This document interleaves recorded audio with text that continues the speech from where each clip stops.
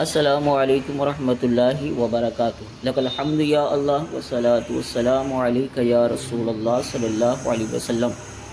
سامعین دیت شام عرض یہ کرنا ہے کہ دوران گفتگو مکار کذاب اصغر دیوبندی نے دعویٰ کیا تھا کہ مسلک اعلیٰ حضرت والے انگریز کے حکم کو ایمان اور عشق رسول کا درجہ دے کر انگریز کی اولاد اور انگریز کے اس عمل کو دین کا اہم حصہ سمجھ کر پھیلاتے ہیں، جس سے انگریز کے ایجنٹ ہیں۔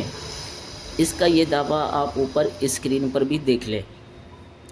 اب اس نے یہ دعویٰ کیا اور ہم نے کہا کہ ہم تیرے اس دعویٰ پر بات کرنے کے لیے تیار ہے، اپنا دعویٰ اپنے اکابرین سے ثابت کر، جیسا کہ تم ہمیں کہتے ہو کہ اپنا دعویٰ اپنے اکابرین سے ثابت کرو۔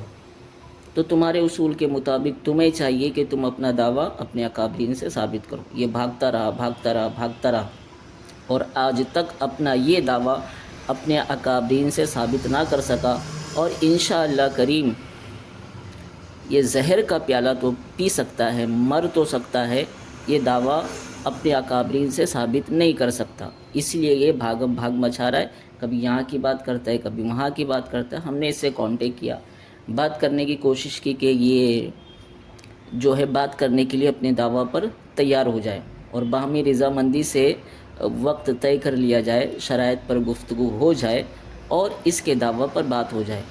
لیکن یہ کلیئر نہیں کرتا، کبھی یہاں بات کرتا ہے، کبھی وہاں بات کرتا ہے۔ یہ اپنے دعویٰ پر بات کرنے کے لیے اصول و ضوابط کی روشنی میں تیار نہیں ہے۔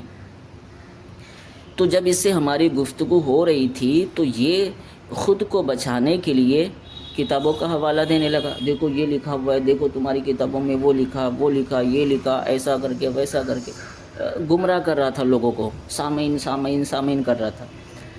تو دوران گفتگو اس نے کیا کہا، ذرا پہلے اس کو سن لیجیے۔ ہمارے کو اہل سیرت سے کہا ہے، سیرت رسول عربی کے اندر یہ قاسم نانوتوی رحمۃ اللہ علیہ کو رحمۃ اللہ علیہ کا ہے، مغفور کہا ہے گنگوئی رحمۃ اللہ علیہ کو، اور دعا کی ہے۔ سنا آپ نے، یہ کہتا ہے سیرت رسول عربی میں قاسم نانوتوی کو رحمۃ اللہ علیہ کہا ہے، اور اسکین بھیجا ہے، وہ اسکین بھی آپ دیکھ لیجئے۔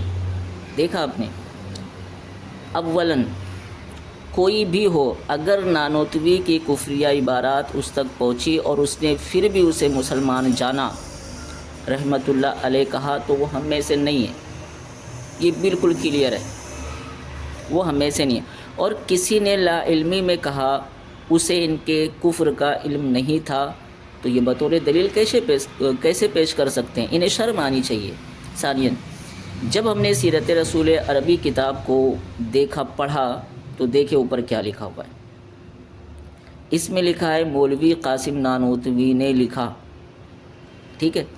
اس نے جو بھیجا ہے اسکین، وہ بھی دیکھے، اور جب ہم نے اس کتاب کو پڑھا تو اس میں لکھا ہوا ہے مولوی قاسم نانوتوی نے لکھا۔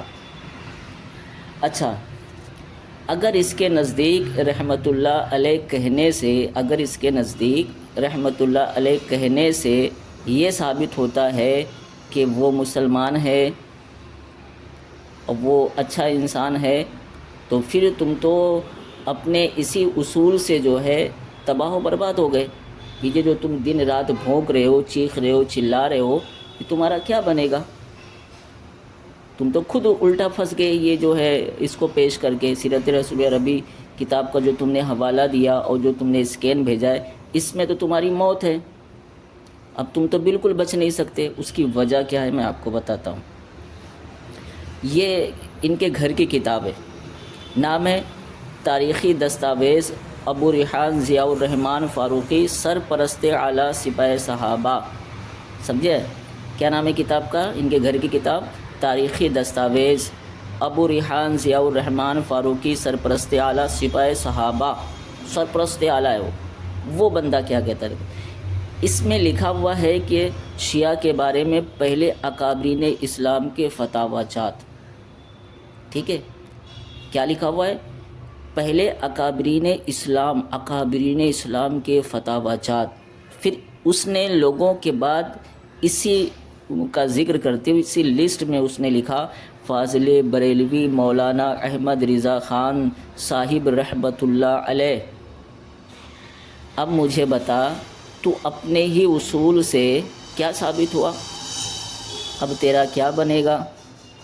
تو دن رات امام احمد رضا خان فاضل بریلوی رحمۃ اللہ علیہ کو بھوکتا رہتا ہے، دن رات جو ہے تو گالیاں بکتا ہے، برا بھلا کہتا ہے، اور آج تو اپنے مولوی کو بچانے کے لیے تو کہتا ہے سیرت رسول عربی میں یہ لکھا ہوا ہے، رحمۃ اللہ علیہ لکھا ہوا ہے۔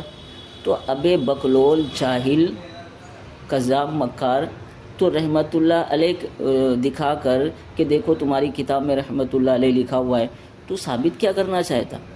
اور تو جو ثابت کرنا چاہتا ہے رحمۃ اللہ علیہ دکھا کر، یہ تیرے گھر کی کتاب ہے۔